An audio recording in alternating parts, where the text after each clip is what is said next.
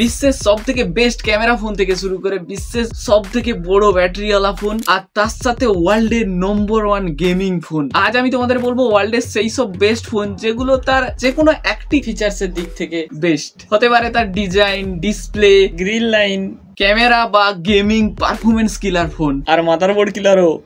তুই চুপ করবি? আর তার সাথেও কোন ফোনটি ওয়ার্ল্ডের সব থেকে ফাস্টেস্ট চার্জিং ফোন। শেষে এই সব বেস্ট ফোনগুলির সংমিশ্রণে বানাবো একটি ফোন, মানে ডিজাইন আর কি। ওকে, ফার্স্টে ডিজাইন থেকে শুরু করা যাক। ওয়ার্ল্ডের সব থেকে সুন্দরী ফোন। সুন্দরী কেন, সুন্দরও তো হতে পারে। আচ্ছা ছাড়ো, বউ এমন একটা মানে ফোনের ডিজাইন এমন একটা জিনিস যেটা পার্সন টু পার্সন ডিপেন্ড করে। হতে পারে তোমার একটা বোম ফাটা লেভেলের গেমিং লুক ফোন পছন্দ, আবার কারোর হতে পারে একটু দেখতে সুন্দর বা সুন্দরী হওয়া চাই ফোন, আবার কারোর একদম নর্মাল, কোনো ব্যাপার না, যা দিবে তাতেই চলে যাবে। তাই জন্য ডিজাইনের দিক থেকে আমি বেশি কিছু বলছি না, সোজা ডিসপ্লেতে যাওয়া যাক। কিন্তু হ্যাঁ, কমেন্ট করতে ভুলো না কিন্তু তোমার কোন ডিজাইন পছন্দ, কেমন পছন্দ। দরকার হলে একে অপরের সাথে মারপিট লাগিয়ে দাও কমেন্টে, 5 জুতা ফিকো যাই করো, মোট কমেন্ট হয়ে যাওয়া চাই যে তোমার কেমন পছন্দের চাই ফোন। এবার যদি ওয়ার্ল্ডের সব থেকে বড় ডিসপ্লে ওয়ালা ফোনের কথা বলা হয় তাহলে ফোল্ডেবল ফোন লিস্টে এসে যায়, কিন্তু আমরা নর্মাল ফোনেরই কথা বলবো, ফোল্ডেবল না। মানে তুমি আমি যেটা প্রত্যহ জীবনে ইউজ করি, আর সেটা হচ্ছে হুয়াওয়ের তরফ থেকে আসা হুয়াওয়ে মেট 20X। 2018 সালে এই ফোনটি লঞ্চ হয়েছিল, যার ডিসপ্লে সাইজ ছিল 7.2 ইঞ্চের। আর এখনকার ফোনগুলোর ডিসপ্লে তো সাধারণত 6.4, 5, 6, 7 এরকমই হয়, আর যেটা ভালো সুদা হাতে ধরে রাখতে। বাকি এর যে ডিসপ্লে ছিল সেটা হচ্ছে ওলেড ডিসপ্লে, যার কোয়ালিটি তো চোখা রয়েছে। তাছাড়া এর মধ্যে ছিল গরিলা গ্লাসের প্রোটেকশন, কিন্তু গরিলা গ্লাসের কোন ভার্সন সেটা মেনশন করা হয়নি। ফোনটির প্রাইসের যদি কথা বলি, আমি এখন দেখলাম প্রায় 75,000 টাকা। আর এর সব থেকে বোম ফাটা ব্যাপারটা হচ্ছে এটি একটি 5G ফোন। 2018 সালে ইন্ডিয়াতে তোমার 5G সার্ভিস চালু হয় 2022 সালের দিকে। বাকি আমি ফোনের অন্য কোনো ফিচার্সের দিকে যাচ্ছি না, যেগুলো বেস্ট নম্বর 1 বড় সেগুলো নিয়েই বলবো। নেক্সট ক্যাটাগরি হচ্ছে most durable phone in the world. এটা তো ডিউরেবল না ভাই।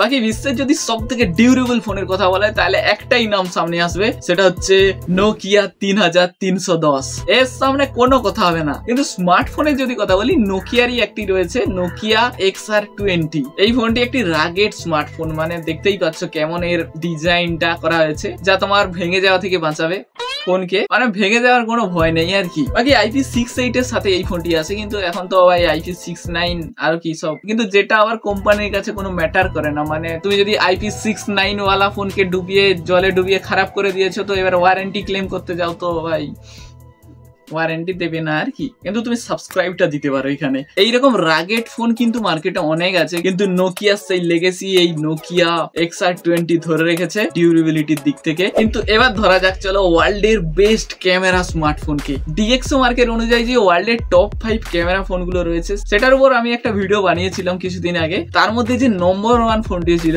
সে এখনো নম্বর 1ই ধরে রেখেছে, সেটি হচ্ছে হুয়াওয়ে পিউরা 70 আলট্রা। এর মেন ক্যামেরা 50 মেগাপিক্সেলের সাথে আছে উইথ OIS, সাথে 40 মেগাপিক্সেলের আলট্রা ওয়াইড এবং আরো একটি 50 মেগাপিক্সেলের টেলিফোটো লেন্স, যা দিয়ে একদম তুমি সেই লেভেলের মানে একদম বোম ফাটা লেভেলের ফটো তুলতে পারবে। এর যে 50 মেগাপিক্সেলের মেইন সেন্সর, সেটি f1.6 থেকে 4.0 অ্যাপারচারের লেন্স। এমনকি এর ক্যামেরা ঢুকে বের হয় পুরো ক্যামেরার মতো, মানে DSLR ক্যামেরার মতো আর কি। দামের যদি কথা বলি, বেশি না, মাত্র 1,15,000 টাকা।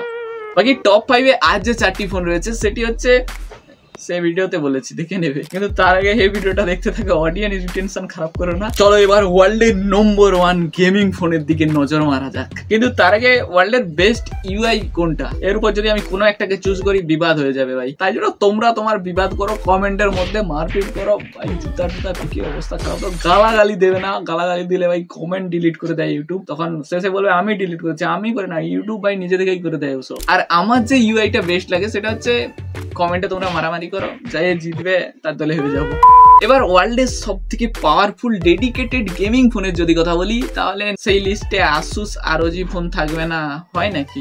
ROG ফোন 8 Pro, যেটা পুরো বিশ্বে ডেডিকেটেড গেমিং ফোনের দিক থেকে অনেক পপুলার। এর মধ্যে latest Snapdragon 8 Gen 3 processor use করা হয়েছে, যা দিয়ে গেমিং তো একদম মাখন চলবে। ইউজ করিনি, ভিডিও দেখেছি। গেমিং ফোন মানে বুঝতেই পারছো, ডেডিকেটেড এয়ার ট্রিগার বাটনও রয়েছে। তাছাড়াও এই গেমিং ফোনের মধ্যে প্রত্যেকটা গেমের জন্য ডেডিকেটেড গেমিং মুড রয়েছে, যা পারফরমেন্স লেভেলকে গেমিং এক্সপিরিয়েন্স কে আরো এনহ্যান্স করে দেয় তোমার। কিন্তু মজা তো তখন আরো বেড়ে যায় যদি তার ডিজাইনটাও একদম সেই লেভেলের হয়। মানে গেমিং ফোন একটু গেমিং ভাইব তো থাকাও চাই। ব্যাক সাইডে দেখতে পাচ্ছ লাইট ওয়াইট লাগিয়ে একদম বোম ফাটা ব্যাপার। দামটাও বোম ফাটা 96,000 টাকা থেকে শুরু। ওয়ার্ল্ডের পাওয়ারফুল গেমিং ফোনের দিক থেকে আরো একটা কোম্পানির ফোন লিস্টে এসে যায় কিন্তু, রেড ম্যাজিক। এদের যে latest red magic 9 Pro Plus ভাই হেভি ডিজাইনটা ভাই আমার একদম সেই লেগেছে। এই ফোনটির একটু মোটা তো লাগছে কিন্তু জাস্ট দেখো। আর তার সাথে এর বোম ফাটা ব্যাপারটা হচ্ছে এর মধ্যে একটা RGB ফ্যান লাগানো রয়েছে। এই যে ক্যামেরা, দুটো ক্যামেরা রয়েছে, নিচে দেখতে পাচ্ছি একটা RGB লাইট আছে, ওইখানে ফ্যান লাগানো রয়েছে যেটা ঘোরেও সুদা 2200 RPM এ। আর গেমিং ফোন মানে ডেডিকেটেড এয়ার টিগার, গেমিং মুড সব রয়েছে। আর হ্যাঁ, এর মধ্যেও প্রসেসর রয়েছে স্ন্যাপড্রাগন 8 Gen 3। এই দুটি ফোনেরই অন্তত বেঞ্চমার্ক স্কোর 2 মিলিয়ন ক্রস করে গেছে, একদম কাছাকাছি। কিন্তু দামটা তোমার হতে পারে কাছাকাছি হবে না, 65,000 টাকা থেকে শুরু। এবার 24 ঘন্টা তুমি গেমিং করবে, তার জন্য সব থেকে বড় ব্যাটারিও তো চাই নাকি। আর ওয়ার্ল্ডের সব থেকে বড় ব্যাটারিওয়ালা ফোনটির নাম হচ্ছে, ভুলে গেছি, ফোনটির নাম হচ্ছে এনার্জাইজার P28K, যার মধ্যে 28,000 mAh এর ব্যাটারি রয়েছে। আর ফোনটি দেখতে পাচ্ছ ভাই পুরো একটা ইটকাল বলতে পারো, যার ওজন হচ্ছে 1/2 কিলোর কাছাকাছি। এই ফোনটা যদি তুমি নর্মাল ইউজেস করো ডে টু ডে লাইফে, যেটা তোমার 10 দিন আরামসে চালিয়ে দেবে, এবং স্ট্যান্ড বাই মুডে, মানে কিছু ইউজ না করে ফোন এমনি হয়তো পড়ে আছে তো 94 দিন থেকে যাবে। বাকি তুমি ফোনটিকে দেখো শুধু, মানে ফোনের মধ্যে ব্যাটারি না, ব্যাটারির মধ্যে ফোন আর কি মনে হবে। আমি তো ভাবছি ধরো তুমি শুয়ে শুয়ে ফোন ইউজ করছে এই ফোনটিকে, এবার হঠাৎ করে ফোনটি হাত ফুসকে মুখে পড়ে গেল, সেদিন তোমার গ্রামের একজন কমে যাবে বলে দিলাম। তাছাড়া এর মধ্যে 33 ওয়াটের ফাস্ট চার্জিং রয়েছে, ভালো কথা যেটা। কিন্তু এই 33 ওয়াটের ফাস্ট চার্জিং দিয়ে ফুল চার্জ হতে সময় লাগে 2 দিন।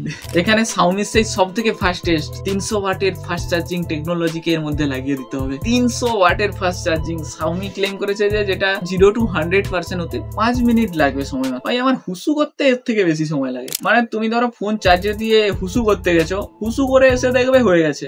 এখন আর হাগু করতে যাওয়ার দরকার নেই, ফোন চার্জে দিয়ে হুসু করতে গেলেই হয়ে যাবে ফোন চার্জ। কিন্তু আমি তো ভাবছি যে এইসব ভালো ভালো ফিচার্স গুলো নিয়ে, এইসব ভালো ভালো সবকিছুকে নিয়ে যদি একটা ফোন বের করা যেত, সেটার দাম কত হতো বা সেটা দেখতে কেমন হতো, কিছুটা এইরকম কি সস্তা এডিটিং বাই বিশাল বড় একটু এডিটার। বাকি তুমি যদি পারো এইসব ফোনগুলোকে নিয়ে একটা মারাত্মক লেভেলের ডিজাইন বের করতে, তাহলে বের করো, তারপর আমাকে ইনস্টাগ্রামে স্টোরি দিয়ে ট্যাগ করে দেবে, তারপর আমি দেখে নেবো। বাকি আজকে এতটাই, দেখা হচ্ছে পরের ভিডিওতে, ভালো থেকো, বাই।